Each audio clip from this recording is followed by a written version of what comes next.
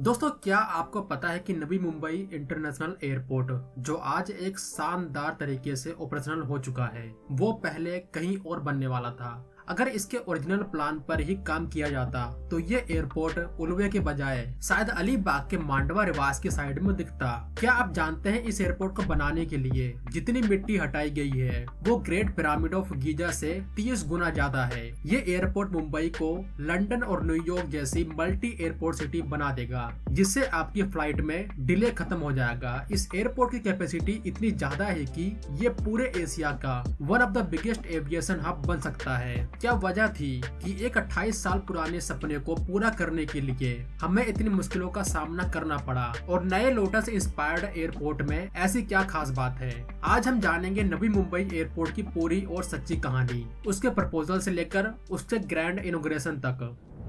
कहानी शुरू होती है नवंबर 1997 में। उस टाइम मुंबई का छत्रपति शिवाजी महाराज इंटरनेशनल एयरपोर्ट अपनी फुल कैपेसिटी पे चल रहा था, और जल्द ही ये एयरपोर्ट एयर ट्रैफिक हैंडल करने में पूरी तरह से फेल होने वाला था। और यहीं से एक आइडिया निकल के आया एक नए एयरपोर्ट का। CSMIA एक सिंगल रनवे सिस्टम पर चलता है और उसके पास एक्सपेंशन के लिए बिल्कुल जगह नहीं है। जब आप मैप में देखते हैं तो आपको क्लियरली दिखाई देता है कि ये एयरपोर्ट मुंबई के बिल्कुल बीचों बीच है और यहाँ पे एक्सपेंशन की कोई जगह नहीं है। इसी वजह से फ्लाइट डिलेज बहुत बढ़ रहे थे।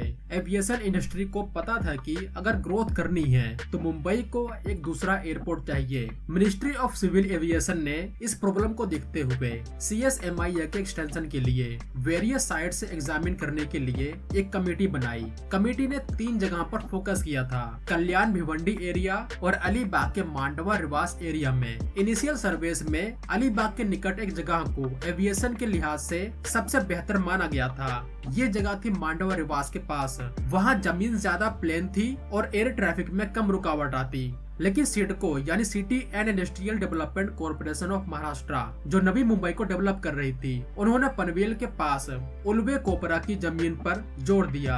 उनका विजन था कि एयरपोर्ट नवी मुंबई के निकट ही होना चाहिए ताकि MMR मुंबई मेट्रोपॉलिटन रीजन की ग्रोथ हो। लेकिन पनवेल साइड में एविएशन फ्लो था। इस जगह में 2 बड़े पहाड़ थे, सोल्ट पैन्स थी और 2 नदियां थी। एयरपोर्ट बनाने के लिए ये जगह इंजीनियरिंग के लिए काफी ज्यादा चैलेंजिंग था। 1997 का सपना 2008 तक आते आते जमीन पर उतरने लगा। जुलाई 2008 में गवर्नमेंट ऑफ महाराष्ट्र ने पब्लिक प्राइवेट पार्टनरशिप मॉडल पर इस प्रोजेक्ट को सिडको के जरिए डेवलप करने की मंजूरी दे दी और लोकेशन उल्वे पनवेल को ही चुना गया।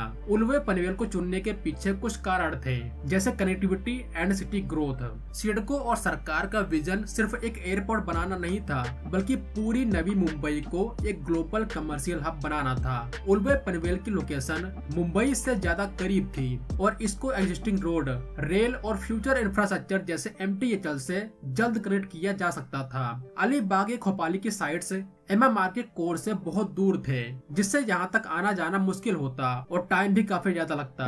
एविएशन एक्सपर्ट्स ने इस साइट को पहले रिजेक्ट कर दिया था क्योंकि एयरपोर्ट के लिए फ्लैट जमीन चाहिए होती है। लेकिन सिडको और इंजीनियर्स ने ये फैसला किया कि वो पहाड़ काटेंगे, नदियों का रास्ता बदलेंगे और दलदली जमीन को ऊपर उठाएंगे, लेकिन एयरपोर्ट उल्वे में ही बनाएंगे ताकि ये मुंबई का असली सेकंड गेटवे बन सके। नए प्लान में इंजीनियरिंग की मुश्किलों को ओवरकम करने के अलावा एयरपोर्ट को कुछ खास डिजाइन प्रिंसिपल के साथ फाइनल किया गया। CSMI में एक ही रनवे है। नए प्लान में 2 इंडिपेंडेंट पैरेलल रनवे होंगे जो एक ही टाइम पर साइमल्टेनियस टेक ऑफ और लैंडिंग हैंडल कर सकेंगे। ये कैपेसिटी को कई गुना बढ़ा देता है। ओरिजिनल प्लान से भी ज्यादा कैपेसिटी के साथ इसके लिए 1160 हेक्टेयर की जमीन को चुना गया ताकि फ्यूचर एक्सपेंशन की जरूरत न पड़े।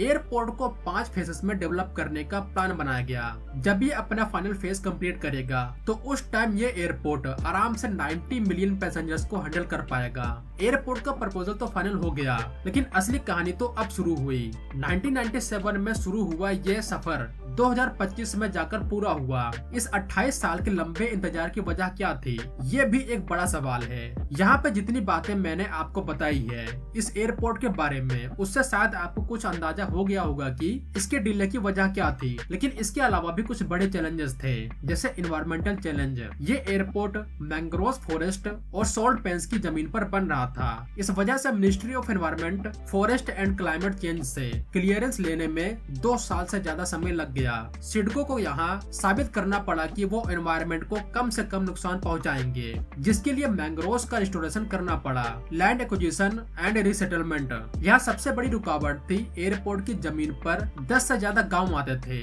इन गांव के लोगों में, जिनमें कोली फिशरमैन और आदिवासी शामिल थे, उन्होंने प्रोटेस्ट किया। प्रोजेक्ट 3 साल तक रुका रहा। सिडको को इसको सॉल्व करने के लिए जमीन के बदले जमीन और बेहतर कंपनसेशन पैकेज देना पड़ा। रीसेटलमेंट का काम 2019 तक चलता रहा। इंजीनियरिंग चैलेंज, रनवे के एक साइड में उल्वे हिल था, जिसको हटाना जरूरी था। 3.5 करोड़ क्यूबिक मीटर से ज्यादा चट्टानों को कंट्रोल ब्लास्टिंग से हटाया गया। कई जगहों पर जमीन दलदली थी। इसको स्टेबल करने के लिए 15 करोड़ टन से ज्यादा मिट्टी डाली गई। ये काम अपने आप में एक वर्ल्ड रिकॉर्ड है। और लास्ट में ऑपरेटर्स में बदलाव और कोविड-19। प्रोजेक्ट की फाइनेंशियल क्लोजिंग में भी डिले हुआ। जब अडानी ग्रुप ने 2021 में प्रोजेक्ट का मैनेजमेंट संभाला, तब उन्होंने स्पीड को पैरामाउंट बना दिया। लेकिन कोविड-19 पेंडेमिक ने कंस्ट्रक्शन को और धीमा कर दिया था। इतनी मुश्किलों के बाद जब अक्टूबर 2025 में प्रधानमंत्री नरेंद्र मोदी जी ने इस एयरपोर्ट के फेज 1 का उद्घाटन किया, तो वो सिर्फ एक एयरपोर्ट नहीं था, बल्कि भारत के इंफ्रास्ट्रक्चर की नई ताकत थी। तो आखिर ये प्रोजेक्ट इतना खास क्यों है, जिसमें इतनी मुश्किलें आई लेकिन फिर भी इसको बनाया गया, उसको भी समझते हैं। ये 1160 हेक्टेयर्स में फैला हुआ है और इंडिया का सबसे बड़ा ग्रीनफील्ड एयरपोर्ट है। NMIA और CSMIA मिलकर मुंबई मेट्रोपॉलिटन रीजन को ट्विन एयरपोर्ट सिटी बना देते हैं, जैसे लंदन और न्यूयॉर्क। इससे मुंबई एयर ट्रैफिक की कंजेशन पूरी तरह से खत्म हो जाएगी। टर्मिनल का डिजाइन भारत के राष्ट्रीय फूल यानी लोटस से इंस्पायर है। इसका पेटल रूफ डिजाइन काफी यूनिक वाइब देता है। ये एक ग्रीन एयरपोर्ट बनने की तरफ बढ़ रहा है, जिसमें 47 मेगावाट की सोलर पावर जनरेशन और सस्टेनेबल एविएशन फ्यूल स्टोरेज की सुविधा है। अटल सेतु ब्रिज के कारण साउथ मुंबई से एयरपोर्ट का सफर सिर्फ 20 से 35 मिनट का हो गया है। अगर यही एयरपोर्ट अलीबाग में बनता तो ये सफर घंटों का हो जाता। NMIA देश का पहला एयरपोर्ट है जो वाटर टैक्सी सर्विस से कनेक्ट होगा, यानी आपके पास 3 ऑप्शन होंगे, एयर, ग्राउंड और वाटर। सभी टर्मिनल्स को जोड़ने के लिए automated people mover APM system plan किया गया है। फ्यूचर में ये एयरपोर्ट नवी मुंबई मेट्रो और सबअर्बन रेल नेटवर्क से भी जुड़ेगा। एयरपोर्ट सिर्फ फ्लाइट्स की जगह नहीं है, बल्कि ये एक पूरा इकोनॉमिक इकोसिस्टम क्रिएट करता है। और यही है Navi Mumbai airport influence notified area यानी नैना सिटी का विजन। नैना सिटी एयरपोर्ट के आसपास के 500 से ज्यादा गाँव को डेवलप करने का मास्टर प्लान है। इसका मकसद है कि एयरपोर्ट के कारण होने वाली इकोनॉमिक एक्टिविटी को प्लान किया जाए। NMIA के निकट ही एक वास्ट कमर्शियल हब डेवलप किया जाएगा, जिसे आमतौर पर एरो सिटी कहा जा रहा है। तो आखिर इस एरो सिटी में होगा क्या? इससे कार्गो हैंडलिंग बढ़ेगा, यहाँ एक्सपोर्ट ओरिएंटेड यूनिट्स और लॉजिस्टिक हब्स बनेंगे। इंटरनेशनल और डोमेस्टिक ट्रैवलर्स के लिए होटल्स, कन्वेंशन सेंटर्स और सर्विस अपार्टमेंट्स भी बनेंगे। एविएशन, IT और फाइनेंशियल सेक्टर की कॉर्पोरेट ऑफिस यहाँ शिफ्ट होंगी। NMIA और एरो सिटी से 2 लाख से ज्यादा जॉब्स क्रिएट होने की उम्मीद है। एयरपोर्ट और उसकी arrow city real estate prices को आसमान छूने में मदद कर रही हैं। उल्वे, पनवेल और खारगर जैसे एरियाज में जमीन और रेजिडेंशियल प्राइसेस में 50 से 70% तक उछाल देखने को मिला है। ये प्रोजेक्ट सिर्फ कनेक्टिविटी नहीं बढ़ाएगा, बल्कि पूरे MMR की इकोनॉमी और ग्लोबल स्टैंडिंग को बढ़ा देगा और मुंबई को उसकी बिगेस्ट एविएशन हब की पहचान वापस दिलाएगा, जो वो 2008 में ही खो चुका था। दोस्तों, नवी मुंबई इंटरनेशनल एयरपोर्ट की कहानी दरअसल मुंबई और भारत की ग्रोथ की कहानी है। ये वो प्रोजेक्ट है जो 28 साल तक अटका रहा, जिसमें पहाड़ काटने पड़े, नदियों को मोड़ना पड़ा और कई मुद्दे सुलझाने पड़े। लेकिन आज ये एयरपोर्ट एक इंजीनियरिंग मार्वल बन चुका है। ये वो शानदार हब है जो सिर्फ 90 मिलियन पैसेंजर्स को ही नहीं, बल्कि पूरे देश के विश्वास को कैरी करेगा कि हम भी मुश्किल इंफ्रास्ट्रक्चर प्रोजेक्ट को आसानी से पूरा कर सकते हैं। तो इसी के साथ इस वीडियो में बस इतना ही। आपको ये वीडियो कैसी लगी कमेंट में जरूर बताइए। तो मिलते हैं एक नई वीडियो के साथ, तब तक के लिए जय हिंद दोस्तों।